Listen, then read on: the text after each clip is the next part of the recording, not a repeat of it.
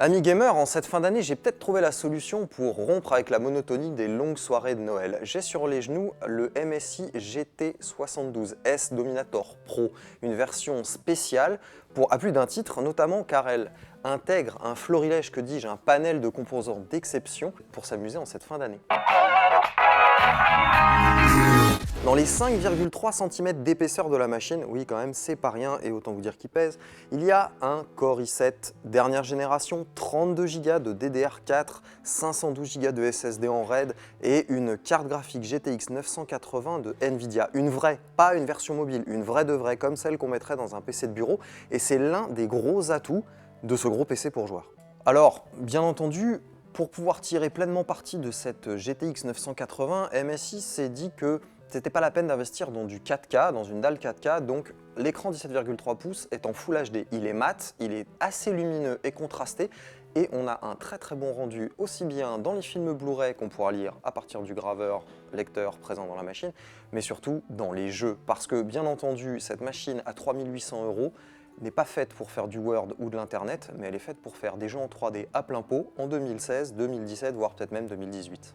Autre technologie présente dans la machine, le G5 de Nvidia qui permet de pouvoir harmoniser la fréquence de rafraîchissement de la dalle en fonction du nombre d'images par seconde envoyées par la carte. Pour faire simple, vous n'aurez plus pas de déchirure d'images comme vous pourrez par exemple le constater lors de mouvements brusques ou l'impression que le jeu saccade lorsque les scènes de 3D sont complexes et donc que le nombre d'images par seconde générées par la carte peut chuter.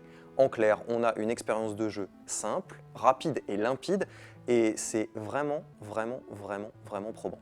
Premier point faible de la machine, bon, on va pas y aller par quatre chemins, c'est son poids, ses dimensions. Pas vraiment possible de partir se balader avec sur le dos et puis la batterie de toute façon ne vous le permettra pas puisque l'autonomie n'est que de 2 heures au mieux.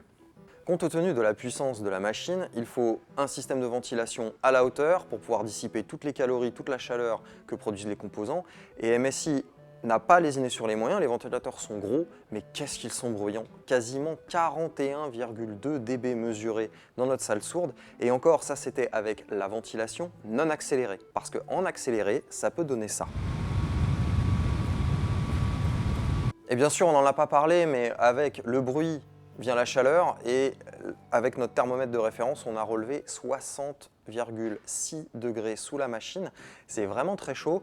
Donc le jeu avec le PC sur les genoux, complètement interdit. Alors si vous avez très envie de déchaîner le dragon du GT72S de MSI, il va falloir débourser un petit peu moins de 4 000 €, 3 800 € pour être précis. Et pour ce prix-là, vous allez avoir une housse de transport, enfin si vous avez envie de vous y risquer, quelques goodies dont un porte-clés, mais aussi la possibilité, et surtout la possibilité devrais-je dire, de pouvoir jouer aux jeux à venir pour les 2 ans, et ce en toute tranquillité.